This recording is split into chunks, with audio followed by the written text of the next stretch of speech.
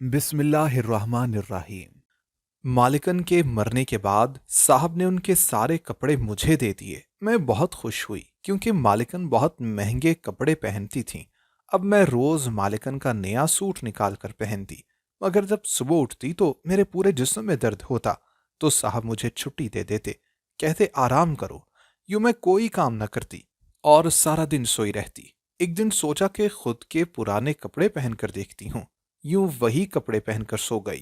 थोड़ी ही देर के बाद मेरे पैरों से जैसे जान ही निकल गई। जब मेरा नाम नूरी है और मेरी उम्र 18 साल है। हम लोग गांव में रहते हैं। मेरे मुझसे छोटे 5 बहन भाई हैं। मैंने जब से होश संभाला घर में गुर्बत और भूख ही देखी थी। अम्मा हमेशा की बीमार थीं और छोटे बहन भाइयों को संभालने के साथ साथ घर को भी बचपन से ही संभाला था। जब बहुत छोटी थी तब से ही अपने छोटे छोटे हाथों से रोटी पकाती थी। अम्मा चारपाई पर बैठी बताती रहती और मैं आड़ी टेढ़ी कच्ची पक्की रोटियां उतारती। तब मेरे सारे छोटे बहन भाई पेट की आग बुझाते। कभी कभी तो हमें फाका भी करना पड़ता था। जब भी अब्बा को मजदूरी नहीं मिलती या अब्बा की तबीयत खराब होती और वो काम पर ना जा पाता, तो उस दिन हमारे घर में चूल्हा तक ना चलता। उस वक्त मैं बड़ी बन जाती और अपनी भूख दबाकर छोटों को तसल्ली देती। फिर एक दिन अब्बा ने अम्मा से कहा कि मुझे तैयार कर दे, वो मुझे शहर लेकर जा रहा है। ये सुनकर मैं बहुत खुश हुई कि अब मैं शहर जाऊंगी। उस वक्त मेरी उम्र 15 साल थी, जबकि मुझसे छोटी बहनें भी अब घर का काम करने लगी थीं। हम गरीबों को क्या तैयार होना था। एक कुछ निस्बतन साफ जोड़ा पहना और 2 जोड़े माँ ने पोटली में बांध दिए और मैं अब्बा के साथ शहर रवाना हो गई। कई घंटों के सफर के बाद जब हम बस से उतरे तो अब्बा ने मुझे समझाया कि वो मुझे एक अमीर घराने में बतौर मुलाजमा छोड़ने जा रहा है। अब मैंने वहां दिल लगा कर काम करना है। ये सुनकर मैं कुछ घबरा गई थी कि अब्बा मुझे छोड़कर चला जाएगा। हम एक बड़े से घर के दरवाजे पर रुक गए। अब्बा ने चौकीदार को कुछ कहा तो उसने दरवाजा खोल दिया और हम अंदर दाखिल हो गए। ये एक बहुत बड़ा महल जैसा घर था। मैंने अब्बा से डरते डरते पूछा कि इस इतने बड़े घर में कितने लोग रहते हैं। दरअसल मैं ये सोचकर डर रही थी कि इस बड़े से घर में तो उसी हिसाब से बहुत सारे लोग रहते होंगे।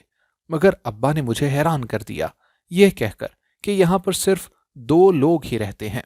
मैंने मुंह फाड़ के अब्बा से पूछा कि इतने बड़े महल में सिर्फ 2 लोग। तो अब्बा ने ठंडी सांस भरकर कहा कि जो रब की तकसीम। इतनी देर में हम घर के अंदर बड़े से कमरे में दाखिल हो चुके थे। वहां भी एक नौकर मौजूद था जिसने हमें वहां बिठा दिया और खुद मालिक को बुलाने चला गया। कुछ ही देर के बाद एक औरत जो बहुत ही कीमती लिबास पहने हुए थी कमरे में दाखिल हुई। उसने अपना पूरा चेहरा एक कपड़े से छुपाया हुआ था और सिर्फ उसकी आंखें ही नजर आ रही थीं। जब वो बोली तो उसकी आवाज बड़ी भारी और अजीब सी थी। उसने अपनी आंखों से मेरा सर से पांव तक मुआयना किया। उसकी आंखों में न जाने क्या था कि मैं सर से पैर तक कांप गई। उसने मुझसे नाम पूछा और ये कि मुझे घर के काम आते हैं या नहीं, और फिर मेरे असबात में जवाब देने पर मेरे अब्बा से तनख्वाह वगैरह तय करके मुझे वहां रख लिया। मैं मालिकन के अजीबो गरीब रवैये से हरासा हो रही थी। इतने में वो उठकर चली गई और मेरा अब्बा मुझे मेहनत से काम करने की तलकीन करके रुखसत हुआ। मैं उस सजे सजाए कमरे में तन्हा बैठी रह गई। कुछ ही देर के बाद वही नौकर आया और मुझे कहा कि उसके साथ चलूं। मैं खामोशी से उसके पीछे चल दी। वो मुझे कई कमरों और राहदारियों से गुजारता हुआ घर के पिछले हिस्से की जानिब ले गया। वहां नौकरों के लिए 2-3 अलग अलग कमरे बने हुए थे। उनमें से एक कमरे का दरवाजा खोलकर उसने मुझे कहा कि अब तुम यहां रहोगी। नहा धोकर अपना हुलिया दुरुस्त कर लो, फिर मालिकन के पास ले जाऊंगा। मैं अकेली वहां पर घबरा रही थी, मगर क्या करती। अब अब्बा तो यहां छोड़ गया था तो मुझे इस सब का आदी होना ही था। कमरे में एक बिस्तर और अलमारी मौजूद थी। साथ में ही एक बाथरूम भी बना हुआ था। कमरे की एक दीवार में बड़ी सी एक खिड़की भी थी। अभी मैं नहाकर कपड़े बदलकर बैठी ही थी कि नौकर मुझे बुलाने के लिए आ गया। मुझे पहले बावर्ची खाने ले जाकर खाना दिया गया, जो मेरे लिए तो किसी नेमत की तरह ही था। कहाँ मैं रोटी को पानी से खाने वाली। यह बहुत बड़ी अयाशी होती तो दाल सब्जी मिल जाती, वो भी खुद ही पकानी होती थी। और यहाँ पहला खाना ही 2-3 किस्म के गोश्त के सालन और चावल रोटी पर मुश्तमिल था। साथ ही एक सेब भी ट्रे में रखा हुआ था। मैंने पेट भर कर खाना खाया।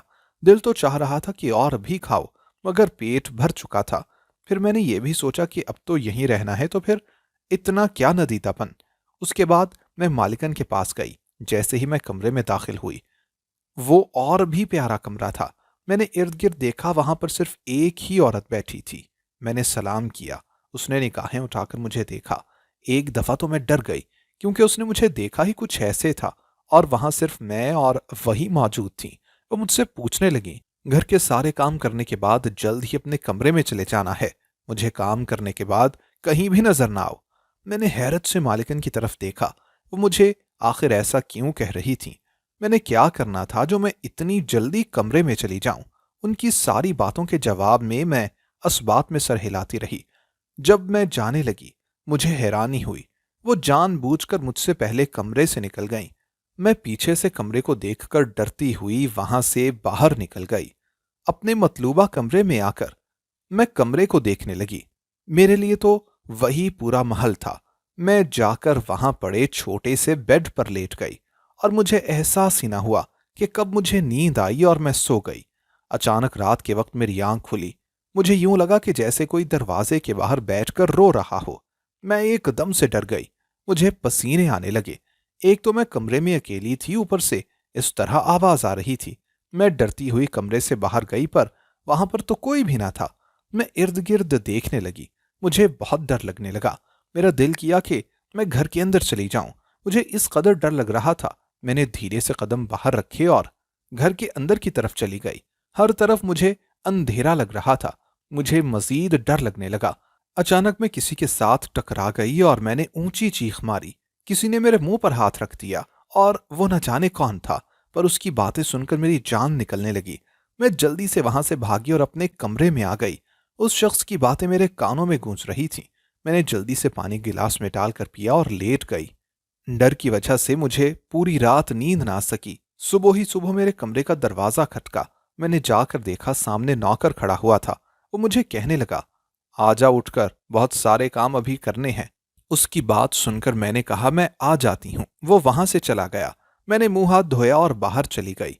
किचन में आकर मैं कामों में मसरूफ हो गई।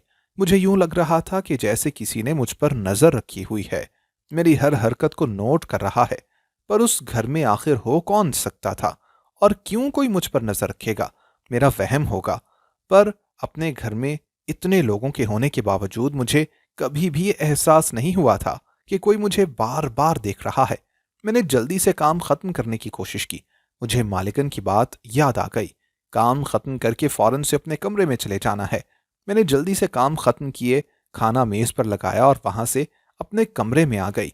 मेरी सारी चीजें आगे पीछे हुई पड़ी थीं। मैं जैसे रख कर गई थी वहां वैसा कुछ भी ना पड़ा हुआ था। मैं हैरत से अपनी चीजों को देखने लगी। कौन मेरी चीजों को इस तरह से देख सकता था? मैं जल्दी से अपनी चीजें समेटने लगी। बार बार चारों तरफ देख रही थी। वहां पर कोई भी तो ना था जिससे मुझे ये पता चलता कि कोई मेरे कमरे में आया था। चीजें समेट ही रही थी कि इतने में फिर से मुझे नौकर बुलाने के लिए आ गया, और उसने कहा कि इतनी जल्दी क्यों कमरे में आ गई, अभी इतने सारे काम बाकी हैं। उसकी बात सुनकर मैंने घबराते हुए कहा, मैं बस अभी आ रही हूं। और वो मेरे चेहरे की तरफ देखते हुए बोला, क्या हुआ, इतना घबरा क्यों रही हो? मैं तुम्हें खाने लगा हूं क्या? उसकी ये बात सुनकर मुझे हंसी आ गई। वो वहां से चला गया। मैं भी उसके पीछे गई और टेबल के पास जाकर खड़ी हो गई।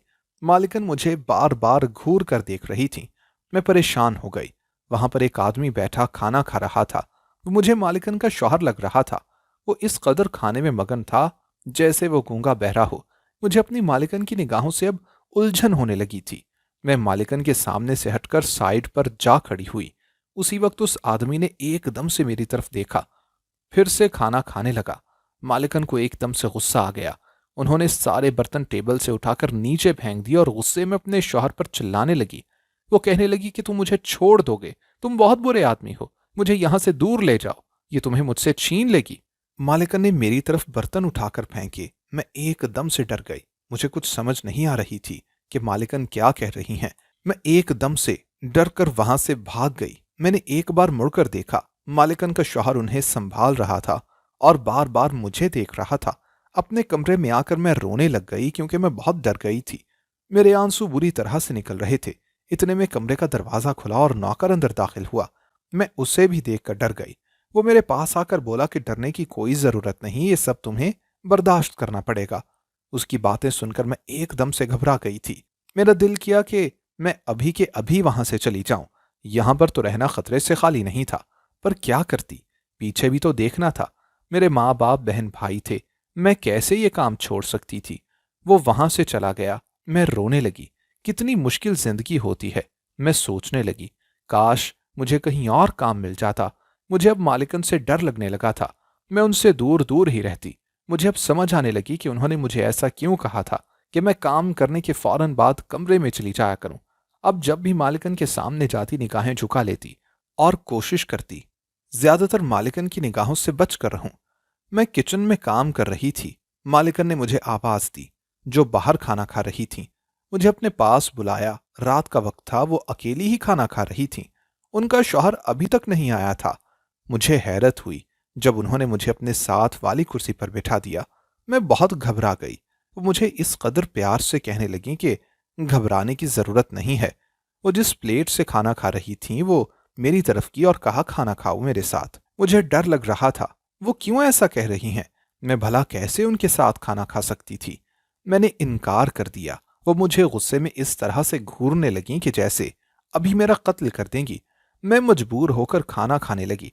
अभी मैंने थोड़ा ही खाया था कि अचानक मालिकन का शौहर आ गया और उसने मेरे हाथ में पकड़ी प्लेट दूर उछाल दी और मालिकन को गुस्से में उठाकर थप्पड़ लगा दिया और कहने लगा, पागल हो गई हो, क्यों अपने साथ साथ किसी और की जान लेना चाहती हो। मैं मालिकन के शौहर को इस कदर गुस्से में देखकर डर गई। मैंने तो कभी उसे अपनी बीवी के साथ ऊंची आवाज में बात करते भी ना देखा था। फिर वो इस कदर गुस्सा क्यों कर रहा था। मैं डरती हुई वहां से चली गई। मुझे उसकी बातों की समझ ही ना आई थी कि वो क्यों ऐसे कह रहा था, कि वो अपने साथ साथ क्यों किसी को मारना चाहती हैं। अपने कमरे में आकर मैं जल्दी से दरवाजा बंद करके लेट गई, जैसे अभी मालिकन आ जाएंगी और मुझे डांटेंगी, क्योंकि उन्हें मेरी वजह से थप्पड़ लगा था। उस वक्त भी वो मुझे गुस्से में ही देख रही थी। मैं परेशान हो गई। पूरी रात मुझे नींद ही ना आई। मैं तो वो लड़की थी कि जो बेड पर लेटते ही सो जाया करती थी। मुझे अब बार बार अपनी मालिकन का चेहरा नजर आ रहा था कि वो किस कदर गुस्से में थी और उनका शौहर भी ना जाने क्या हुआ होगा। मैंने सोचा, क्यों ना मैं अंदर जाकर देखूं कि हुआ क्या है। पर फिर डर की वजह से आंखें बंद कर लीं, जैसे मुझे कोई देख न सकेगा। अगर कोई कमरे में आया तो उसे यूं ही लगे कि मैं सो रही हूं। उसके बाद मालिकन अक्सर मुझे कहती हैं कि मेरे साथ आकर खाना खा लो, मेरे शौहर को मत बताना, उसे अच्छा नहीं लगेगा उसकी बीवी के साथ कोई और खाना खाए। मुझे मजबूरी में अपनी मालिकन के साथ खाना खाना पड़ता। नौकर ने मुझे काफी बार मना भी किया कि मालिकन के साथ खाना मत खाया करो, पर मुझे क्या मालूम था कि वो मुझे आखिर क्यों मना करता है। उसने मना करने की मुझे कभी वजह भी ना बताई थी। इसी वजह से मैं खा लेती थी। मैं कहती थी कि जलता है मुझसे। मालिकन मुझसे इतना प्यार करती हैं, उसके बाद मैं मालिकन से डरती भी ना थी। एक दिन मैं कमरे में सो रही थी कि मुझे अचानक किसी के चिल्लाने की आवाज आई। मैं जैसे ही कमरे से निकलकर घर में दाखिल हुई, मुझे अपनी मालिकन के शौहर के चिल्लाने की आवाज आ रही थी, जो मालिकन को ऊंची ऊंची आवाज में पुकार रहा था। मैं डरते हुए उनके कमरे की जानिब गई। जैसे ही मैं कमरे में दाखिल हुई, मेरे पैरों तले से जमीन निकल गई। सामने मालिकन जमीन पर गिरी पड़ी थीं। शायद वो मर चुकी थीं। मैंने जल्दी से जाकर मालिकन का हाथ पकड़ लिया। मुझे डर लगने लगा। मैं मालिकन के शौहर को रोता हुआ देख रही थी, और शायद जिंदगी में पहली दफा मैं किसी शौहर को बीवी के लिए रोता हुआ देख रही थी। मुझे डर लगने लगा था। मैंने मालिकन की आंखों पर हाथ रखकर आंखें बंद की। उसके शौहर ने मेरा हाथ पीछे झटक दिया। मैं वहां से उठकर अपने कमरे में आ गई। अब मैं बहुत डर रही थी। उसकी मैयत को देखकर मुझे अपने कमरे में भी डर लग रहा था, जैसे अभी कहीं से मालिकन आ जाएंगी और मुझे कहेंगी कि मेरे साथ खाना खाओ। जैसे तैसे करके सुबह हो गई। मैं हैरान थी कि मालिकन फोत हुई थी। मुझे लगा था कि सुबह तक बहुत सारे लोग जमा हो जाएंगे, पर घर तो बिल्कुल खाली था। घर में तो कोई और नहीं आया था। ऐसा आखिर कैसे हो सकता था। कोई मर जाए तो उनके रिश्तेदार ना आए। ये तो इतने अमीर लोग थे, इनके तो बहुत सारे मिलने वाले होने चाहिए थे। पर खैर, मुझे क्या, कोई आए ना आए। इस तरह काफी दिन गुजर गए। मैं रात का काम खत्म करके कमरे में आई। इतने में नौकर आया और मुझे बहुत सारे कपड़े देकर कहने लगा, ये मालिकन के कपड़े हैं, उनके शौहर ने दिए हैं, तुम पहन लिया करो। वो मुझे कपड़े देकर चला गया। मैं सारे कपड़े देखने लगी जो बहुत प्यारे और महंगे महंगे थे। मैं बहुत खुश हो गई कपड़े देखकर। अगले दिन ही मैंने मालिकन का एक प्यारा सा जोड़ा पहन लिया। वो मुझे बहुत ही प्यारा लग रहा था। उसके बाद मैं काम करने में मसरूफ हो गई। मैंने नाश्ता लगाया। मैं मालिकन के शौहर को देख रही थी, जो खाना आगे रखे गहरी सोचों में गुम था। उसकी आंखों में नमी थी। शायद वो अपनी बीवी को याद कर रहा था। मुझे उस पर अब बहुत तरस आ रहा था। वो अपनी बीवी से बहुत मोहब्बत करता था। मैंने सोचा कि कितना मुश्किल होगा इस बेचारे के लिए अकेले रहना। मैं अभी यही सोच रही थी कि अचानक उसने मुझे देखा और मेरे चेहरे को ऐसे देखने लगा जैसे मेरे सर पर सींग निकल आए हों। मैं जल्दी से वहां से चली गई। कमरे में आकर मैं अपने चेहरे को देखने लगी। मेरी गाल पर एक लाल सा निशान बना हुआ था। मैं उसे गौर से देखने लगी कि ऐसा निशान मैंने पहले भी कभी देखा था, पर मुझे याद नहीं आ रहा था। सारा दिन मेरा यूं ही गुजर गया। मालिकन होती थी तो काम होते थे, अब तो इतने काम भी ना थे। इसी वजह से मैं ज्यादातर यूं ही घर में रहती। मैंने शुक्र किया था मालिकन के शौहर ने मुझे ये नहीं कहा कि अब काम नहीं होते तो मैं काम छोड़ दूं। मैं भी कोई ना कोई काम फिर भी निकाल कर लगी रहती थी। सुबह के वक्त मेरी आंख खुली। मेरे पूरे जिस्म में दर्द हो रहा था। मुझसे हिला भी नहीं जा रहा था। मुझे यूं लगा कि जैसे पूरी रात किसी ने मुझे डंडों से मारा हो। इतने में मुझे नौकर भी बुलाने आ गया। मैंने उससे कहा कि मेरी तबीयत खराब है, मुझसे उठा ही नहीं जा रहा। वो कहने लगा, अच्छा मैं साहब को बता दूंगा, अगर उन्होंने काम का कहा तो फिर तो करना ही पड़ेगा। मैंने कहा ठीक है, और वो बाहर चला गया। थोड़ी ही देर के बाद आया और कहने लगा, मालिक ने कहा है कि तुम आराम करो और खाना बाहर से ही खा लेंगे। मैंने शुक्र किया, क्योंकि मुझसे हिला भी नहीं जा रहा था। जब थोड़ी तबीयत बेहतर हुई मैंने मालिकन का दूसरा जोड़ा पहन लिया। पर जब अगले दिन मैं उठी, मेरी हालत फिर से वही थी। मालिक ने कहा कि आराम करो। एक दिन मैं रात को सोई हुई थी कि मुझे यूं लगा कि जैसे कोई मेरे पास बैठा हो। मैंने सोए हुए ही खुश्क घूंट भरे और डरते डरते धीरे से आंख खोल कर देखा और एकदम से उठकर बैठ गई। वहां पर तो कोई भी ना था। मैंने सुख का सांस लिया और फिर से लेट गई। मुझे समझ नहीं आ रही थी कि साहब मुझे काम क्यों नहीं कहते। मैं तो सारा सारा दिन आराम करती हूँ। क्या उन्हें मेरी बातों पर यकीन आ जाता है कि मेरी तबीयत ठीक नहीं? अचानक मुझे ख्याल आया, ये सब तो तब से मेरे साथ हो रहा है जब से मैंने मालिकन के कपड़े पहनना शुरू किए हैं। क्यों ना आज अपने कपड़े पहनकर देखूं। मैं अपने कपड़े पहनकर लेट गई। थोड़ी ही देर के बाद मेरी जान निकल गई। मेरे पूरे जिस्म में इस कदर दर्द होने लगा कि मैं चीखें मारने लग गई। इतने में साहब भी आ गए। उनके हाथ में कोई इंजेक्शन था जो उन्होंने मुझे लगा दिया और मैं दुनिया और जहान से बेगाना हो गई। मेरी आंख खुली। मेरे पास मेरी माँ और मेरा बाप, बहन भाई सब मौजूद थे। मैंने अपनी माँ बाप की तरफ सवालिया नजरों से देखा और रोते हुए पूछा कि मुझे क्या हुआ है। मेरी माँ मुझे कहने लगी, बेटा तुम बीमार हो और बहुत ज्यादा बीमार हो। जानती हो तुम्हारे साहब ने क्या बताया है? इन्होंने तुम्हें मना किया था कि मालिकन के साथ कुछ भी खाना पीना नहीं है, क्योंकि तुम्हारे मालिकन को ऐसी बीमारी थी जिसमें उनके जिस्म में दर्द रहती थी और बाद में वो पागल भी हो गई थी। अब वो बीमारी तुम्हें भी लग गई है। इसका इलाज मुमकिन है, पर इस पर बहुत ज्यादा पैसा लगेगा। मैंने अपनी माँ की बात सुनकर उन्हें बेबसी से देखा। मेरी आंखों से आंसू निकल आए। मैंने रोते हुए कहा कि अब क्या होगा। उनकी बात सुनकर मैं हैरान हो गई। वो कहने लगी, तुम्हारे साहब तुमसे शादी करना चाहते हैं। उन्होंने कहा है ये बीमारी उनकी बीवी से लगी है तो इसमें सारा कसूर उन्हीं का है। वो अपनी बीवी बनाकर तुम्हारा बाहर से इलाज करवाएंगे। हम चाहते हैं कि तुम्हारी शादी इधर कर दें। मैं क्या बोल सकती थी अम्मा अब्बा के सामने। कुछ दिन के बाद ही अम्मा अब्बा ने मेरा निकाह साहब के साथ कर दिया। वो मेरा बहुत ख्याल रखते। मैं, जिसे कभी जिंदगी में सोचा भी नहीं था कि मुझे इतना कुछ मिलेगा। कभी मैंने इतने बड़े ख्वाब भी ना देखे थे।